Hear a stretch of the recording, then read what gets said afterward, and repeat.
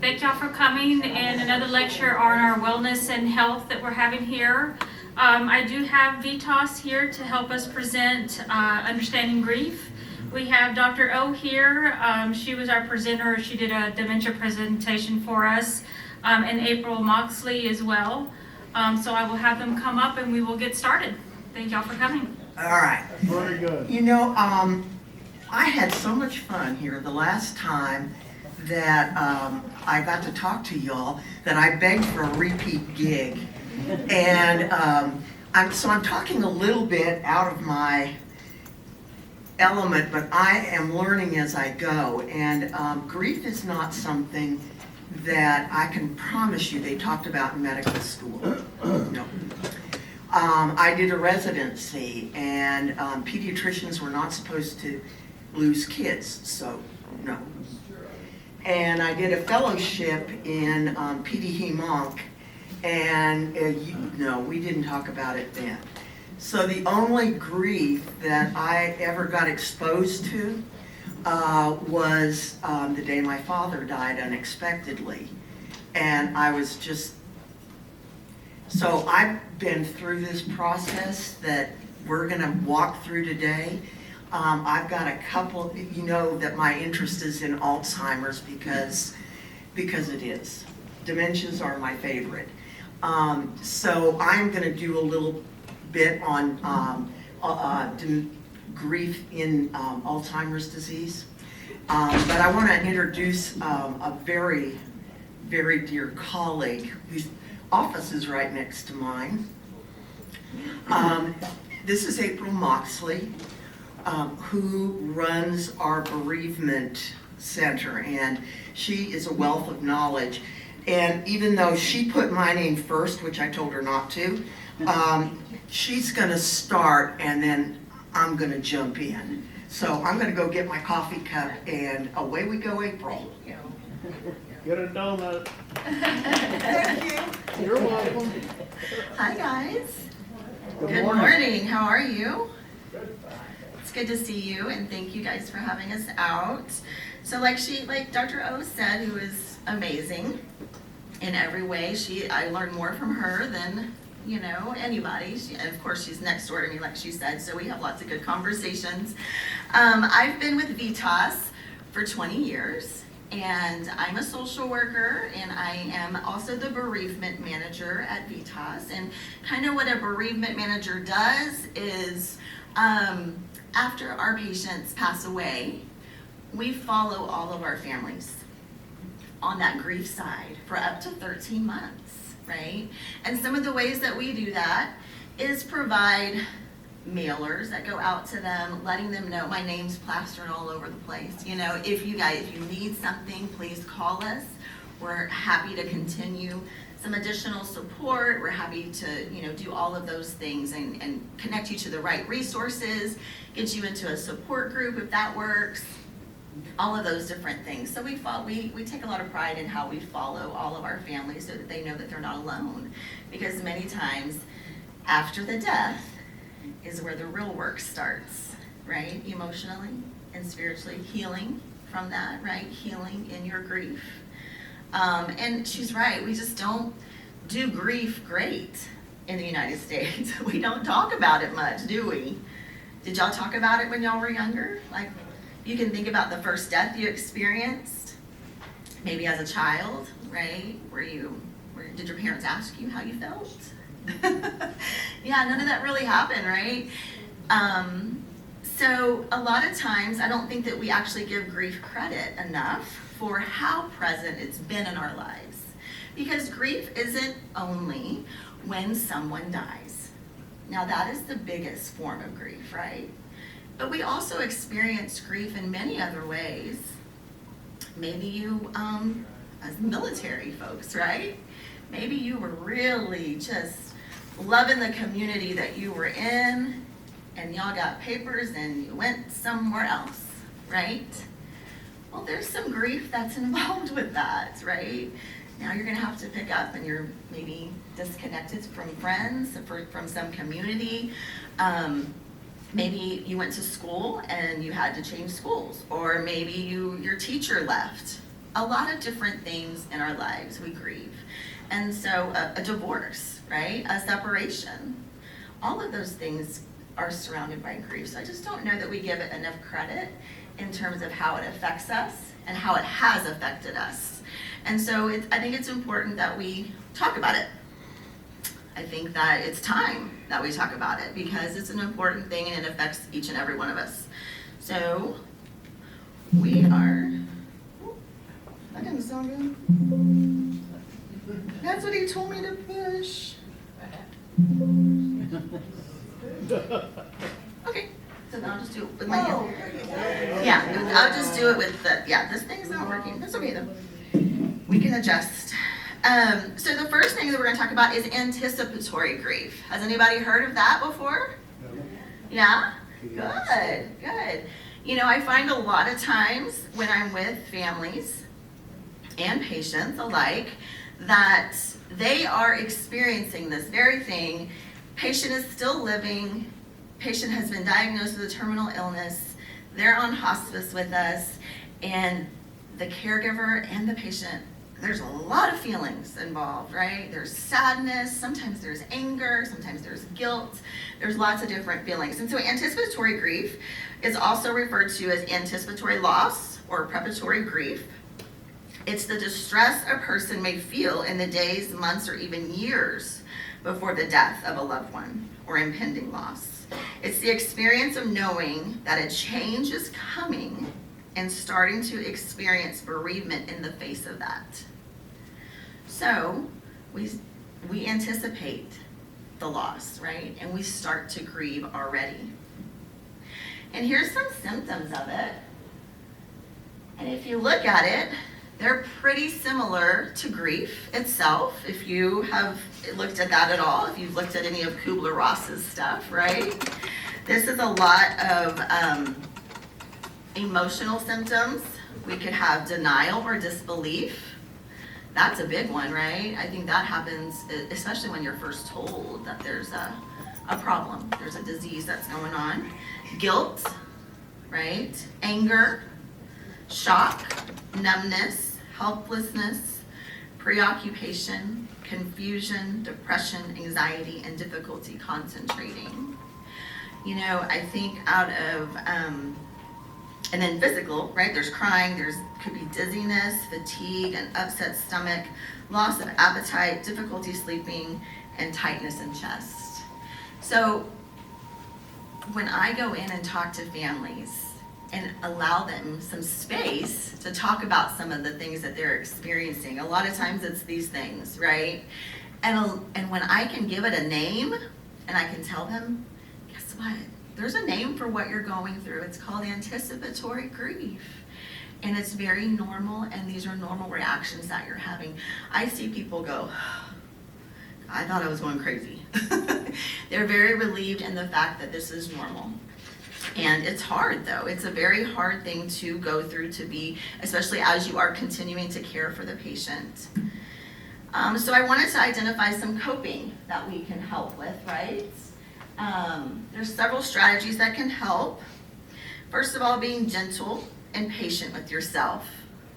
Sometimes we're our biggest critic, right? Kind of beat ourselves up over things. It's just important to understand that grief is not a linear process. So grief doesn't go from A to B. It's not like, okay, my loved one has been diagnosed with this, and then after they pass, about a year later, I'll be done. That's not how it goes. It is very squirrely, roller coaster like. So just knowing that it's not that linear process, and there's no timeline for how long it lasts, and it's unique to you, because your relationship is unique to the person, right? Also, facing your feelings, thinking about all those feelings, positive and negative, letting yourself be sad, accepting feelings of guilt if you are feeling those, because that can be very normal in how we're processing. Working through anger and frustration. These are all healthy emotions, right? I think that we also don't give some of those emotions enough credit, that sadness and anger and frustration, are as important as joy and happiness. It's all of what we are. That's how we're made up. That's what the human person is made up of. We have all of those different emotions, and they're all important. Also, preparing to experience feelings of loss more than once, and this is really important for that dementia process, right? If the loved one has dementia or Alzheimer's, it's common to kind of go through those those feelings of grief and loss again and again, because there's that initial decline, and then there's another decline, and then there's other things that continue to decline. And so it's almost as if in each stage we're grieving the loss of the person. Might start with physical, obviously the memory, but as the memory continues to go, you know, it can just be a really big struggle for us. But accepting and acknowledging your feelings, that can help. And then claiming the grief process as your own, because no two people grieve the same. It hits people different at different times. I hear people talk to me about, I don't understand why I'm in HEB and I see something and all of a sudden I'm in a bucket of tears, and it's so unexpected, and that in itself can be really uncomfortable. But it's just how it works. There are triggers for sure. And, you know, depending on your own history of loss, how you have experienced losses in your life can really affect the way that you are processing and anticipating the loss. It's important also that we, you know, fight through some feelings of isolation and loneliness. And it's important that as caregivers that you enjoy activities and companionship, and don't isolate yourself if you can. Make a lunch or a movie date with friends if you can.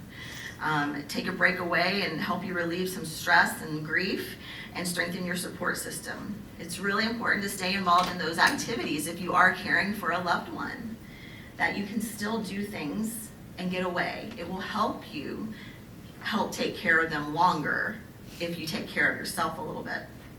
Also, joining a support group, that can be really, really great.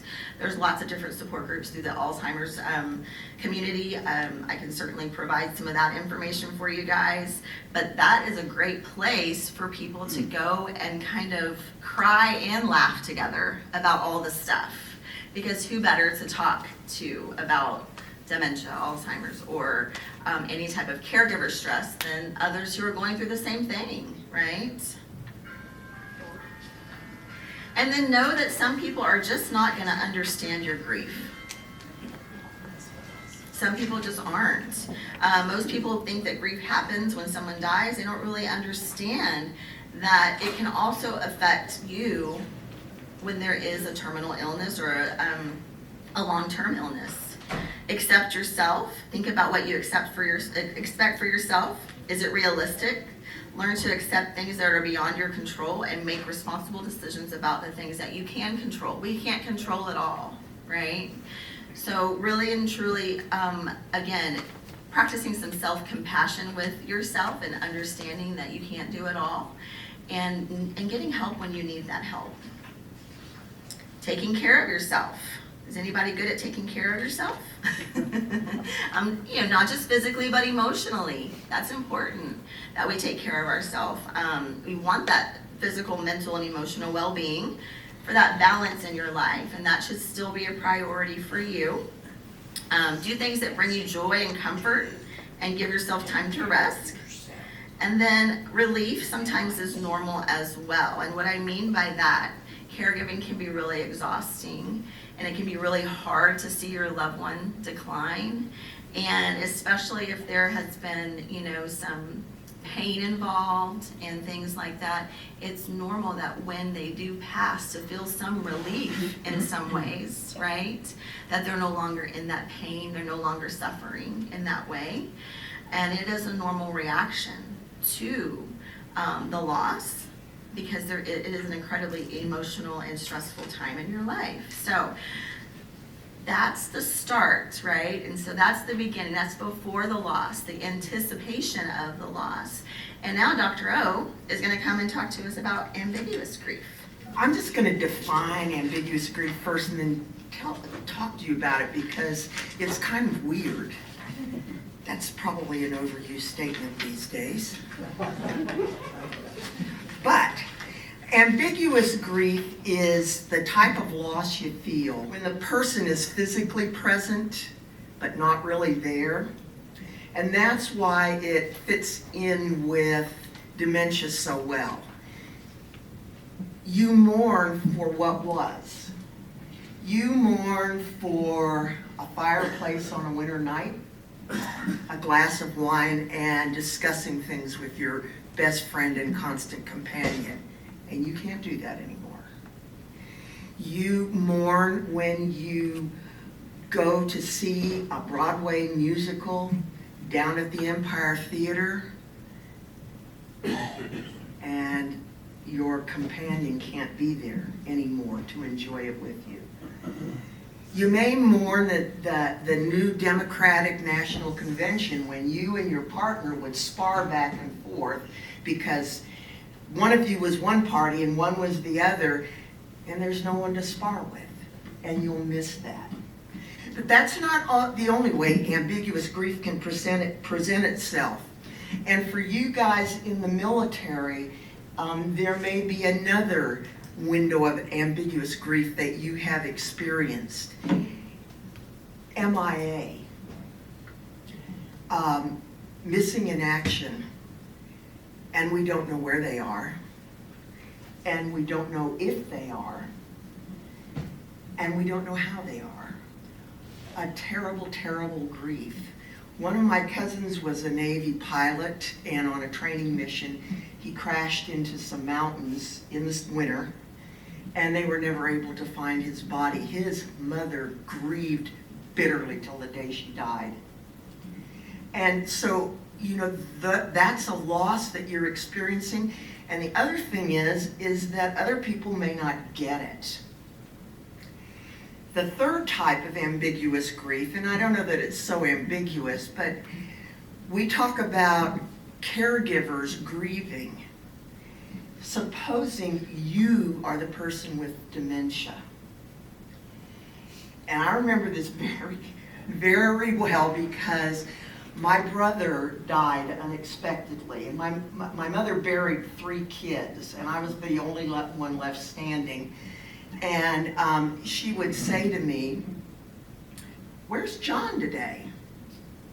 And I'd say, "Well, Mom, John died 6 months ago." And it would be a stab in her heart all over again. And then she'd go on and she'd forget. And the next time I would bring something in for her to eat. "Oh, John loves these. Where is he?" Stab in the heart all over again. So that's a person that is getting acute, horrible grief. And as they go through now when they get to the end of dementia and aren't talking, they probably aren't feeling that. But not only do they feel that kind of grief, but they know in the beginning, "Gum, I'm not thinking well." And then they project to the future a little bit, and this is what it's going to look like. And so they experience the loss until they can no longer experience anymore. But they know it's coming. They know that they have it. And it's the loss of who they were. It's the surgeon that can't pick up a scalpel anymore. It's the CEO that can't make decisions about stocks anymore. What a loss. And that is a real grief. Now, ambiguous grief. We talked about some of the physical reactions of grief. I'm here to throw the science on it. You know, I thought, oh yeah, people do this, they do that. Why? Well, when you are stressed, you release a bunch of cortisol. It's a normal hormone. You should do it. It helps keep you alive when the bears are chasing you. It helps keep you alive when you're making fast moves on the freeway with some idiot riding your rump. But it also can affect you in a lot of other, you know, the heart rate goes up. Now, if you have cortisol that just keeps dumping a little all the time, then you're stressed all the time. And so you don't have an appetite. You are like totally exhausted, and that's good because when people have a oomph of a cortisol release and adrenaline release, they need to kind of back off it, but this never ends. This just keeps coming and coming and coming. So that is one of the reasons why people who are grieving have some of these very real, these aren't in your head that your heart's going 120 miles an hour. It's not in your head that your blood pressure goes up.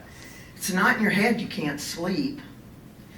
It's because of the cortisol release. So give yourself a break. If you can figure out how to control your hormones, you would have done it when you were 16. Right? We can't. So here we are. So,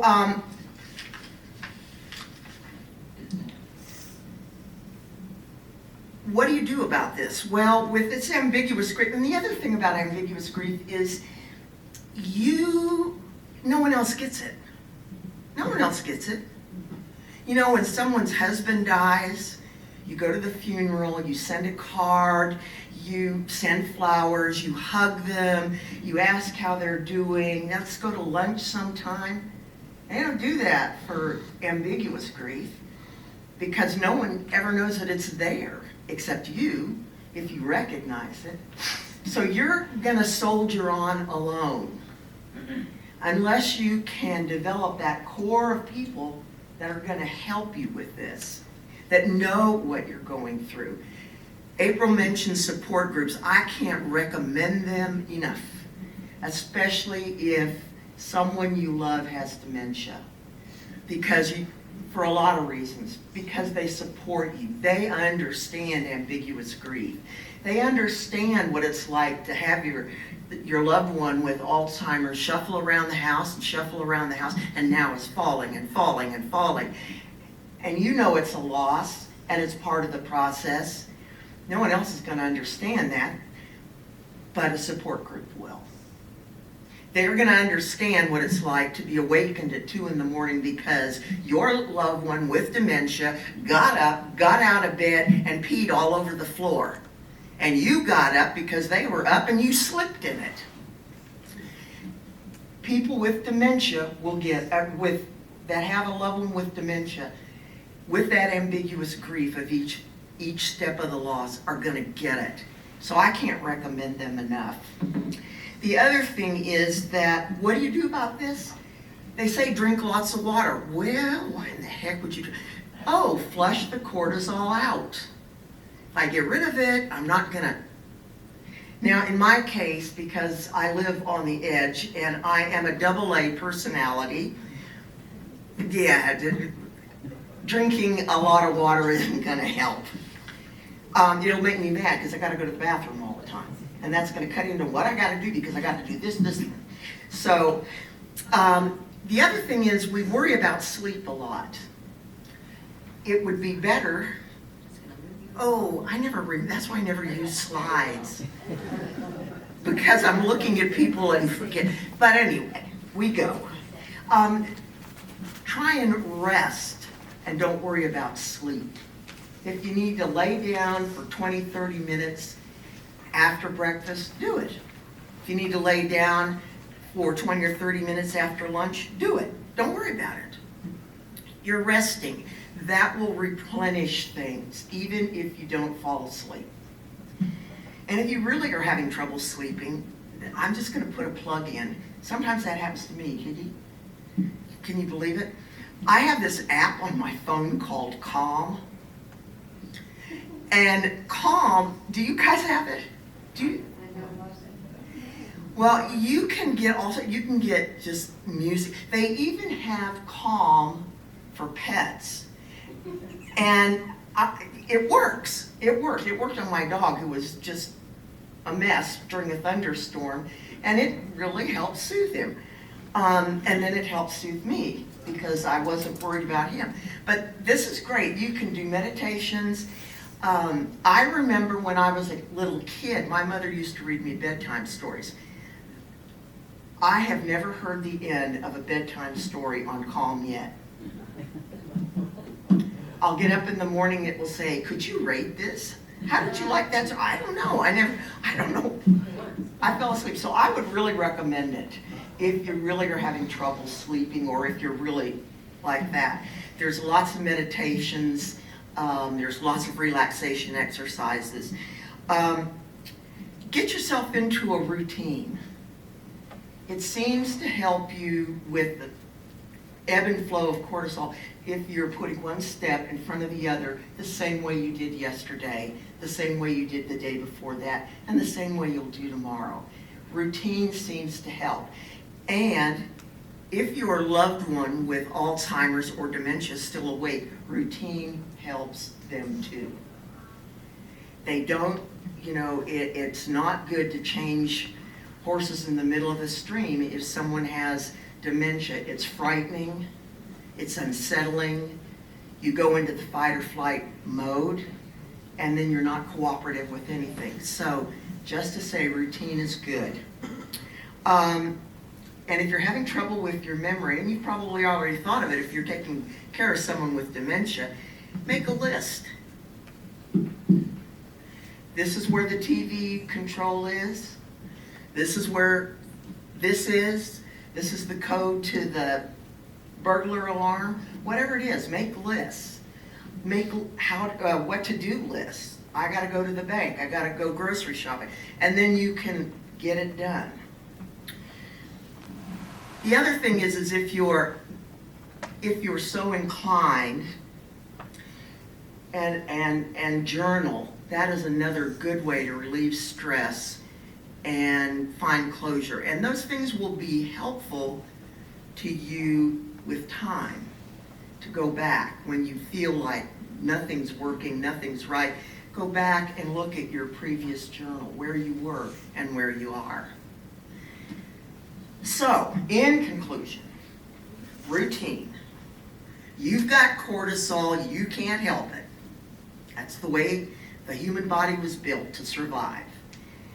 But you can control it by resting, don't worry about sleeping, routine, and you can help it by allowing yourself to go through it, feel it.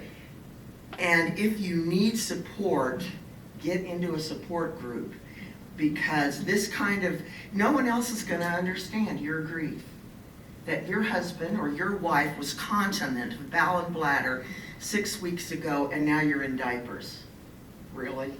If it was a toddler, you'd be rejoicing, and you're not. And no one's going to get that this is a significant loss for you. Do I have any questions? I'm going to get April up here. Yes, ma'am. What is the relationship between cortisol and serotonin? What do I look like, a biochemist? I don't know. I don't know. I honest to God don't know. And it's probably complex. There's probably one playing on the other to release something else down the road. And even saying cortisol is what did it is relatively glossing it. Thank you. Hey, April, can you come up and help answer questions? Yeah, sure. I've got some questions for, yes, ma'am. What is searching behavior? That's the last one on the. Yeah, what is it? Oh, searching behavior is kind of, after someone passes, you might think you hear them in the next room, right? You might think you see them in the next room. This is relatively quickly after someone has passed. There's just those feelings still. I think I still hear my dog on our floor sometimes. And he died like 3 years ago, but I hear every once in a while, I hear this his little toes, and I'm like, oh. So it's it's a commonplace. It's something you've heard forever. You know when they're walking into the room, and sometimes you just, your brain and your heart after someone dies aren't always on the same page, And sometimes that causes some of that. That's a good one. Mm-hmm. Anything else? So I've got some questions with you. I don't know whether any of you have dementia, are living with someone with dementia, or know someone well that has dementia. How did they or you cope with the changes that come with dementia on the path to death? do you have? I have an easier question that I've never found the She had answer her to. answer, I Oh, think. One thing, you were talking about writing notes. yes. And then losing the note. Oh, losing them. I have found there's erasable that you can write on your wall. Oh, a dry board? Yeah, well, it's not even driveway, you can actually write on your walls and then erase it, but it has to be that erasable. And put notes by the. And then you have to remember to buy the erasable when you get units. Oh, Sharpie. Those are good. That's neat. Uh-huh. What else? Yes, Or sir. leave a note as to where you're going to be, what time you're leaving, what time you might be back, and put the note by the TV controller, Oh, you know, that way they'll. Someone with dementia would, oh, They She's always con- pick up it. that's a good idea. Uh-huh. Yeah. ma'am. We use a dry board eraser with the events of the day. Oh, good. It's helpful. It's also nice to kind of check things off of a list when you have them, right? It kind of, you feel a little accomplished. Get So, gas. yeah. Yes, sir. Would you define dementia and Alzheimer's and distinguish the difference between the two? Okay. Globally, dementia is a gradual loss of mental capacity and physical abilities. Alzheimer's is a specific form of dementia. There are a bunch of dementias. But Alzheimer's is a specific form of dementia, and it's caused by an abnormal protein that gets deposited in the brain. That's called amyloid. And you may have heard of amyloid in other diseases. But for some reason, they get amyloid. And then as a way to say, my God, that doesn't belong here, the body goes to attack and it gets tangled up. And you have these things called neurofibrillary tangles. And what they do is they separate, the neurons are like electricity. If I'm sending something to a part of my body and it needs to go down this neuron, and then it needs to hook up with that neuron, and then it needs to hook up with that one and then maybe branch, what happens is you've got electricity, and that's mediated by chemicals, acetylcholine, et cetera, but it arcs and it jumps from one to the other. Well, these neurofibrillary tangles get in there and get bigger and bigger, and you know that at some point, physical distance can prevent the arc from happening. I mean, if you're going to arc something, you can't be 3 miles away, usually, and expect it. So that's basically what Alzheimer's is a form of dementia. Now, it also begins in a part of the body, a part of the brain, so we see step-like losses. There's a little forgetfulness. That's what you get when you get to be 60. Then there's a little bit more, and then a little bit more, and then a little bit more. And finally, you know, you're noticing, your loved ones are noticing, you're not cooking with all cylinders anymore. Then it gets worse, and then it gets worse, and then some of the skills that you had, like you could walk into a group of people and you kind of can make conversation. Oh, you were in the Army? I was in the Army, blah, blah, blah. Did you ever get stationed? You know, you have that ability. Pretty soon you don't have that ability. And then there's another loss. And you can't, you don't know that you gotta go to the bathroom. And you become incontinent. And then there's another loss. You don't know that these are supposed to get you from A to B. And so they just kind of give out. And then there are other losses. And finally, you don't, someone will walk in and say, how are you today? And the response is, nada. So it's a gradual thing. And it's a process that can take sometimes up to 20 years, sometimes as short as 3 years, but generally 8 to 10 before death ensues. okay? The other types of dementias, the other common one, and there probably are a mix, is vascular dementia. And that is, you know, the wear and tear. You don't see any 1910 Ford Model T running down the road with all its original parts and still working good. We wear out. I mean, we wear out. So our vessels in our brain are very fragile and they wear out. They don't do what they're supposed to do. Get this in, take that out, da da da. And you just sort of begin a decline. And or it can happen after a stroke, and depending on where the stroke is, that's where the major symptoms may be. And then it moves on from there. But there are a bunch of them. There's frontotemporal, there's Lewy body, and they all have a little bit of a difference, but they all have a lot of similarities. When you get, I kind of think of it as a branching tree. You have Lewy body, Alzheimer's, vascular dementia, frontotemporal dementia. They're all out here and they look a little different when they're just budding. When they start coming together, when they form the limbs and the branches, and now they're the trunk, they all look alike. People can't think, can't interact with people. They lose control over their body. Food isn't important. You know, and if left to their own devices, they would, you know, die of thirst or starvation. We have ways, not maybe that they're wise ways, but we have ways of preventing that. But that's thumbnail. When you first described dementia a little while ago, 3 or 4 minutes ago, I thought you were describing normal aging process, little forgetfulness, and I thought, huh, that sounds like me. Yeah, and I always called it normal. It is. Normal aging process. Then you got a little bit more expanded as it went into more serious. How do you distinguish which from what there? Well, all of us, as we get older, we have a little bit more trouble. That's why we don't recommend that people get their PhD at 90.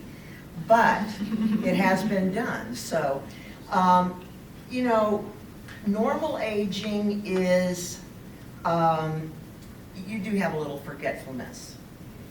When it starts progressing is when you have problems. Now, there are ways to help that, apparently. Being active is one of them. Using, you know, playing bridge, playing chess, golfing, swimming, all of those things can help prevent that. Now, if you have Alzheimer's, okay, you are going to probably end up getting it regardless of all the things that you do to keep your brain active and the neurons firing. And that's because there is this neurofibrillary tangle in different parts that's going to prevent those neurons from connecting with one another. So that's not something. Lewy body is the same. Parkinson's dementia is the same. You're not going to be able, but you know, the normal forgetfulness, yeah, I think everybody experiences that. And I think also, because I'm old, you know, I think also that I focus on it more. Oh my God, I forgot to do this today. Oh yeah, well you took the dog to the vet, you did team, you were out in the community seeing patients. Gosh, you forgot to take a pill. Duh.